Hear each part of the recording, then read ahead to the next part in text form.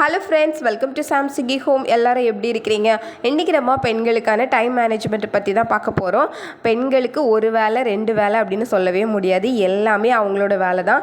அந்த மாதிரி தான் இருக்குது. வாசலில் கோலம் போடுறது, கடைக்கு போகிறது, வீட்டை க்ளீன் பண்ணுறது, துணி துவைக்கிறது, சமையல் பண்ணுறது, குழந்தைங்கள பார்த்துக்கிறது, வீட்டுக்காரங்களை பார்க்குறது, இதோடு சேர்ந்து வெளியே போய் வேலை பார்க்குறவங்களும் இருக்கிறாங்க. இந்த மாதிரி எக்கச்சக்கமான வேலைகள் பெண்களுக்கு இருக்குது. இதுதான் வேலை, 1-2 வேலை அப்படின்னு சொல்லி அதை முடிக்கவே முடியாது. இதனாலே காலையில் தொடங்குற வேலை நைட்டு 11 மணி ஆனாலும் வேலை பார்த்துட்டு இருக்கிறவங்க இருக்க தான் செய்கிறாங்க. இதனால வேலையும் முடியறதில்ல, ரெஸ்ட்டும் கிடைக்கிறதில்ல, நம்மளை கேர் பண்ணிக்கவும் முடியறதில்ல. இதுக்கெல்லாம் ஒரே வழி, கொஞ்சம் கூட டைமை வேஸ்ட் பண்ணாமல் எப்படி இருக்கிற நேரத்தை நம்ம ரொம்ப பொறுப்பாக பயன்படுத்திக்கிறோம் அப்படிங்கிறது தான். முதல்ல நம்ம ஞாபகம் வச்சுக்க வேண்டியது, பாரபட்சமே இல்லாமல் எல்லாத்துக்கும் கிடைக்கிற ஒரே விஷயம், பொதுவான விஷயம் நேரம் தான். அது ஏழையாக இருந்தாலும் சரி, பணக்காரங்களாக இருந்தாலும் சரி, எந்த வயசாக இருந்தாலும் சரி, சின்ன வயசாக இருந்தாலும் சரி, வயசானவங்களாக இருந்தாலும் சரி, எல்லாத்துக்கும் ஒரே நேரம் தான். ஒரு நாளைக்கு 24 மணி நேரம். ஒரு நொடி கூட யாருக்கும் கூடவும் இல்லை, குறையவும் இல்லை. அப்படின்னா அந்த நேரத்தை எவ்வளோ புத்திசாலித்தனமாக நம்ம பயன்படுத்தணும். முதல்ல எந்த வேலையாக இருந்தாலும் அதுக்காக ஒரு நேரத்தை செட் பண்ணி வச்சுக்கோங்க. அதாவது இந்த வேலையை இவ்வளோ நேரம் தான் பண்ணணும்னு. இப்போ சமையலாக இருந்தாலும் ஒரு வேலையை எவ்வளோ நேரம் வேணாலும் நம்ம பண்ணலாம். மெதுவாக காய்கறி எல்லாம் கட் பண்ணி, மெதுவாக பாத்திரம் கழுவி, மெதுவாக சமையலை தொடங்கி மெதுவாக பண்ணோம் அப்படின்னா 3 மணி நேரம் ஆகும். அதே சமையலை நம்ம கடகடன்னு வேகமாக செய்ய ஆரம்பிச்சிட்டோம் அப்படின்னா ஒரு 3/4 மணி நேரத்தில் முடிக்கலாம். மனசில் வேறு ஏதாவது சிந்தனையை ஓட விட்டுட்டு அதை யோசிச்சுட்டே அப்படியே ஒரு வேலையும் பார்த்துட்டு இருந்தோம் அப்படின்னா வேலை நடக்கவே நடக்காது. டைம் தான் போயிட்டுருக்கோம். எந்த வேலையாக இருந்தாலும் அந்த வேலையில் மூழ்கிட்டோம் அப்படின்னா எந்த சிந்தனையும் வராது. அந்த வேலையை சீக்கிரமாக முடிக்கணும் அப்படின்னா அது பற்றிய எண்ணம் மட்டும் தான் இருக்கும். அடுத்ததாக ஒரு நல்ல நேரத்துக்காக வெயிட் பண்ணி காத்திருக்கிறது. அதாவது ஒரு 10 மணி ஆகட்டும், 10 மணிக்கு மேலே இந்த வேலையை தொடங்கலாம். இந்த சீரியல் பார்த்துட்டு இது முடிஞ்சதுக்கப்புறம் இந்த வேலையை தொடங்கலாம்.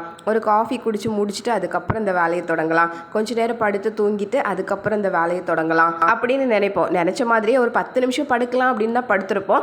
ஆனால் அதிலே ஒரு 1 மணி நேரம் போயிடும். அதுக்கப்புறம் எந்திரிச்சோம் அப்படின்னா அந்த வேலை செய்கிறதுக்கான ஒரு இன்ட்ரெஸ்ட்டே நம்மக்கிட்ட இருக்காது. அதனால எந்த வேலையாக இருந்தாலும், இப்போ நமக்கு உடம்புக்கு முடியல அப்படின்னா கண்டிப்பாக படுத்து ரெஸ்ட் எடுக்க தான் செய்யணும். ஆனால் நம்ம நல்லா தான் இருக்கோம் அப்படிங்கிற நேரத்தில் ஒரு வேலை இருக்குது அப்படின்னா அந்த வேலையை முடிச்சுட்டு அதுக்கப்புறம் ஒரு காஃபி போட்டு குடிக்கலாம். வேலையை முடிச்சுட்டு அதுக்கப்புறம் ஃப்ரீயாக டிவி பார்க்கலாம். இந்த மாதிரி நம்ம நினச்சிட்டோம் அப்படின்னா வேலையும் முடியும்.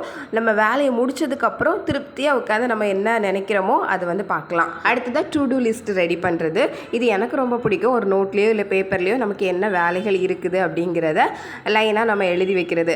எழுதி வைக்கணும் அப்படிங்கிறதுக்காக 2 பக்கத்துக்கு எழுதி வச்சோம் அப்படின்னா அதை பார்த்து தலை சுற்றி கீழே விழுந்துருவோம். இவ்வளோ வேலை நமக்கு இருக்குது அப்படின்னு அவ்வளோலாம் எழுதக்கூடாது. ஒரு 5 பாயிண்ட் அவ்வளோதான். இன்றைக்கி ரொம்ப முக்கியமாக நம்ம செய்ய வேண்டிய ஒரு 5 வேலைகள். இல்லை சின்ன வேலைகளை கூட நீங்கள் எழுதி வைக்கிறீங்க அப்படின்னா ஒரு 10 வேலைகள் அவ்வளோதான். இது எல்லாத்தையும் ஒவ்வொரு வேலையாக நம்ம முடிக்கும் போது அதை டிக் பண்ணிவிட்டு கரெக்டாக அந்த 10ஐயும் டிக் பண்ணி முடிக்கும் போது நமக்கு ஒரு திருப்தி கிடைக்கும். பாருங்கள், இன்றைக்கி நம்ம எழுதி வச்சிருக்கிற எல்லா வேலையும் சூப்பராக முடிச்சிருக்கிறோம் அப்படின்னு. இது நம்மளே ஏதோ அச்சீவ் பண்ண மாதிரி இருக்கும். 10ஐயுமே டிக் பண்ணி அதுக்கு ஒரு மார்க் போட்டோம் அப்படின்னா நம்ம தான் பாராட்டிக்கணும். நம்மளை பாராட்டுறதுக்கு வேறு யாரெல்லாம் வரமாட்டாங்க. நமக்கே ஒரு மோட்டிவேஷன் இல்லை அப்படின்னா இந்த மாதிரி எழுதி வச்சு அதை டிக் பண்ணி கரெக்டாக எல்லா வேலையும் முடிக்கும்போது நமக்கு கொஞ்சம் நம்ம என்ன செய்யணும்னு நினைக்கிறோமோ அதை செஞ்சு முடிக்க முடியும் அப்படின்னு நம்ம மேலே ஒரு நம்பிக்கை வரும். அடுத்ததான் ஃபேமிலி மெம்பர்ஸ் கூட வேலைகளை ஷேர் பண்ணிக்கிறது. நம்ம பிள்ளைங்க எந்தெந்த வயசில் இருக்கிறாங்களோ அந்த வயசுக்கு ஏற்ற மாதிரி வேலைகளை அவங்களுக்கு கண்டிப்பாக பிரித்து கொடுக்கணும் அந்த லீவ் டேஸில். அப்போ தான் இது நம்ம வீடு, நம்மளும் இங்கே எல்லா வேலைகளும் செய்யணும் அப்படிங்கிற ஒரு எண்ணம் வரும். இந்த மாதிரி நம்ம பழக்காமல் இருந்தோம் அப்படின்னா எவ்வளோ வளர்ந்தா கூட, நல்ல பெரியவங்களாக வளர்ந்தா கூட இதெல்லாம் நம்ம செய்யணும்னு அவசியம் கிடையாது. இதை செய்கிறதுக்கு தான் அம்மா இருக்காங்க, இதெல்லாம் அம்மாவோட வேலை, அவங்க தான் செய்யணும் அப்படின்னு அப்படித்தான் எதிர்பார்ப்பாங்க. இந்த வேலைக்கும் அவங்களுக்கும் சம்மந்தமே இல்லை அப்படிங்கிற மாதிரியே வளர்ந்துருவாங்க. இது நம்ம தான் சின்ன வயசுலேருந்தே அந்தந்த வயசுக்கு ஏற்ற மாதிரி வேலைகளை பிரித்து கொடுத்து கொஞ்சம் வேலை செய்கிறதுக்கு அவங்கள பழக்கி விடணும். சில குடும்ப தலைவிகள் எல்லா வேலையும் நானே செஞ்சால் தான் எனக்கு திருப்தியாக இருக்கும், நான் வீட்டில் வேறு யாருக்கும் எந்த வேலையும் கொடுக்க மாட்டேன், நானே தான் எல்லாம் செய்வேன் அப்படின்னு நினச்சிட்டு எல்லா வேலையும் இழுத்து போட்டு செய்வாங்க. அவங்களுக்கு தலைவலி வரும், ஸ்ட்ரெஸ் வரும். ஏன்னா எப்போவும் வேலை இருக்கும்போது அப்படி தான் இருக்கும். எல்லாமே அவங்க மேலே பாரமாக இருந்த மாதிரி இருக்கும். ஆனால் அதை அப்படி நினைக்காதீங்க. இதெல்லாம் பழக்கி கொடுக்க வேண்டியது உங்களோட வேலை. இதெல்லாம் ட்ரெயின் பண்ண வேண்டியதும் உங்களோட வேலை தான். அதனால பிள்ளைங்களுக்கு கொஞ்சம் வேலைகள், சின்ன வேலைகளை பிரித்து கொடுத்தோம் அப்படின்னா அவங்க செய்கிறதுக்கும் பழகுவாங்க. அதே நேரத்தில் உங்களோட வேலையும் கொஞ்சம் குறையும். நான் சின்ன வயசில் இருக்கும்போது எங்கள் அம்மா கிச்சனுக்குள்ளே என்னை விடவே மாட்டாங்க. அதாவது கிச்சன் வேலைன்னா தேங்காய் திருவுறது, பாத்திரம் கழுவுறது, இந்த மாதிரி கிளீனிங் வேலைகள் மட்டும் செய்வேன். மற்றபடி சமையல் கற்றுக்கிறதுக்கு என்னை விட்டதே கிடையாது. அவங்களுக்கு அவங்க செஞ்சால் தான் திருப்தியாக இருக்கும் சமையலை பொறுத்த வரைக்கும். அதனால நம்ம செய்யும்போது முதல்ல ஸ்டார்டிங்கில் பழகும்போது மிஸ்டேக்லாம் பண்ணுவோம். மாவு பிசையும் போது அது ஒரு மாதிரி போகும், தோசை சுடும்போது அது ஒரு மாதிரி போகும். இந்த மாதிரி நிறைய மிஸ்டேக் நடக்கிறது உண்டு. நானும் அந்த மாதிரி ஸ்டார்டிங்கில் நிறைய மிஸ்டேக்லாம் பண்ணும்போது எங்கள் அம்மா வந்து வேண்டாம் நீ சமையல் பக்கமே வரக்கூடாது, நான் சொல்கிற வேலையை மட்டும் செஞ்சுட்டு இருந்தால் போதும், சமையல் பழகவே வேண்டாம் அப்படின்னு என்னை விட்டுட்டாங்க. நான் மேரேஜுக்கு அப்புறம் தான் சமையல் அப்படின்னா என்ன அப்படிங்கிறதே பழகுனது. அந்த மாதிரி நம்ம ஒரு வேலை சொல்லும்போது அவங்க சில மிஸ்டேக் பண்ண தான் செய்வாங்க. ஏன்னா நம்ம செய்கிற அளவுக்கு திருப்தியாக எதிர்பார்க்க முடியாது. பழகும்போது அந்த மாதிரி நடக்கிறது ரொம்ப சகஜம். அதெல்லாம் கொஞ்சம் பொறுத்துக்கணும். திரும்ப திரும்ப அவங்க பழகட்டும் அப்படின்னு சொல்லி விடணும். அடுத்தது நீங்கள் வேலைக்கு போகிறவங்களா இருந்தீங்கன்னா சிம்பிள் மெனு செலக்ட் பண்ணிக்கோங்க. சுற்றி வளைச்சி செய்கிறதுக்கான டிஷ்ஷும் இருக்குது சமையலில். அதே நேரத்தில் ரொம்ப டேரெக்டாக சிம்பிளாக 5 நிமிஷத்தில் செஞ்சு முடிக்கிறதுக்கான சமையலும் இருக்குது. ரொம்ப புத்திசாலித்தனமாக டேஸ்ட்டாக இருக்கணும், ஆரோக்கியமாக இருக்கணும், அதே நேரத்தில் ரொம்ப டைம் வந்து குறைஞ்ச நேரத்தில் நம்ம செஞ்சு முடிக்கணும் அப்படிங்கிற மாதிரி சமையலை தேர்ந்தெடுங்க. ரொம்ப சுற்றி வளைச்சி நிறைய நேரம் கடத்துகிற மாதிரி சமையல் வந்து தேர்ந்தெடுக்காதீங்க. நிறைய வெரைட்டி இருக்கணும் அப்படின்னு எதிர்பார்த்தா நம்ம தான் கால் கடுக்க கிச்சனில் நிற்கிற மாதிரி இருக்கும். இதே நேரத்தில் நீங்கள் வெளியும் போய் வேலை பார்க்குறீங்க அப்படின்னா ரொம்ப ரொம்ப கஷ்டமாக இருக்கும். சிம்பிளாக இருக்கணும், ஹெல்த்தியாக இருக்கணும், டேஸ்ட்டாக இருக்கணும், அந்த மாதிரி பார்த்துக்கோங்க. இப்போ வீட்டில் ஒவ்வொருத்தருக்கும் ஏற்ற மாதிரி செஞ்சு கொடுக்குறது அப்படிங்கிறது வெளியே போய் வேலைக்கு போயிட்டு வரவங்களுக்கு ரொம்ப கஷ்டம். வீட்டில் இருக்கிறவங்களுக்குமே கஷ்டம்தான். ஏன்னா ஒருத்தர் ஆம்லேட் கேட்குறாங்க, ஒருத்தங்க முட்டை ரோஸ்ட் கேட்குறாங்க, ஒருத்தங்க வந்து ஆஃப் ஆயில் கேட்குறாங்க, ஒருத்தங்க முட்டை தோசை கேட்குறாங்க, தோசை சுட்டுட்டு இருக்கும்போது இன்னொருத்தர் எனக்கு சப்பாத்தி வேணும்னு கேட்குறது. அந்த மாதிரி டிமாண்டுக்கெல்லாம் நீங்கள் வந்து செஞ்சு கொடுக்காதீங்க. ஏன்னா வேலை செஞ்சு கொடுக்குறதுக்கு ஒருத்தர் இருந்தாங்கன்னா வேலை வாங்குறதுக்கு வீட்டில் எல்லாரும் ரெடியாக தான் இருப்பாங்க. அந்த மாதிரி பண்ணாதீங்க. எல்லாத்துக்கும் ஒரே மாதிரியான சமையல் தான். அப்படி பழகிட்டோன்னா நல்லது. சில குடும்ப தலைவிகள் இது எல்லாத்தையும் தலையில் தூக்கி போட்டுட்டு எல்லாத்துக்கும் பிடிச்ச மாதிரி பண்ணணும், எல்லாத்துக்கும் பிடிச்ச மாதிரி பண்ணணும் அப்படின்னு அவங்க ரொம்ப ஸ்ட்ரெஸ் ஆகிக்கிறாங்க, அவங்களோட உடம்ப ரொம்ப கெடுத்துக்கிறாங்க. இந்த மாதிரி வீட்டில் இருக்கிற எல்லாரையும் திருப்திப்படுத்தி எல்லாத்துக்கிட்டே நல்ல பேர் வாங்கிட்டு அவங்களோட உடம்ப கவனிக்காமல் விட்டு ரொம்ப மோசமான நிலைமைக்கு போனவங்களையும் நான் பார்த்துருக்குறேன். அதுக்காக சொல்கிறேன். அதே நேரத்தில் இந்த நேரத்தில் இந்த வேலை செய்யணும் அப்படின்னு ஒரு ஒழுங்கு பண்ணிக்கோங்க.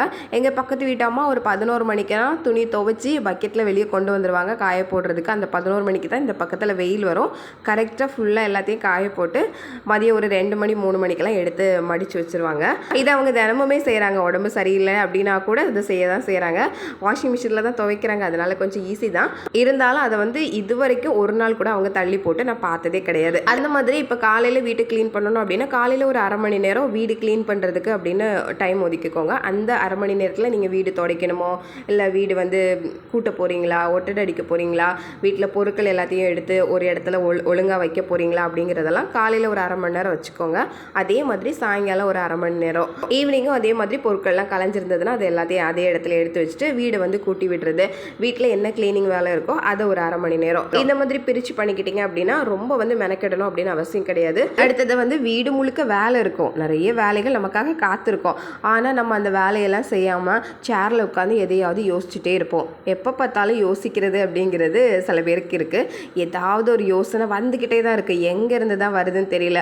முன்னாடி நடந்தது, 10 வருஷத்துக்கு முன்னாடி நடந்தது, இனி 10 வருஷத்துக்கு அப்புறம் என்ன நடக்க போகுது, அன்னைக்கு என்ன நடந்தது, அவங்க என்ன சொன்னாங்க, இவங்க என்ன சொன்னாங்க அப்படின்னு எல்லாத்தையும் போட்டு மூளையில் குழப்பிட்டு இருக்கிறதே சில பேருக்கு வேலையாக இருக்கும். இந்த சிந்தனையே பெரிய சிந்தனையாக இருக்கிறதுனால வீட்டில் எந்த வேலையும் ஓடாது, உட்கார்ந்துருந்து யோசிச்சுட்டே இருப்போம். ஆனால் அந்த யோசிக்கிறதுக்கு கண்டிப்பாக ஒரு ஃபுல் ஸ்டாப் வச்சே ஆகணும். இந்த மாதிரி பழசை போட்டு யோசிச்சுட்டு இருக்கிறதுனால ஒரு பைசா பிரயோஜனம் கிடையாது.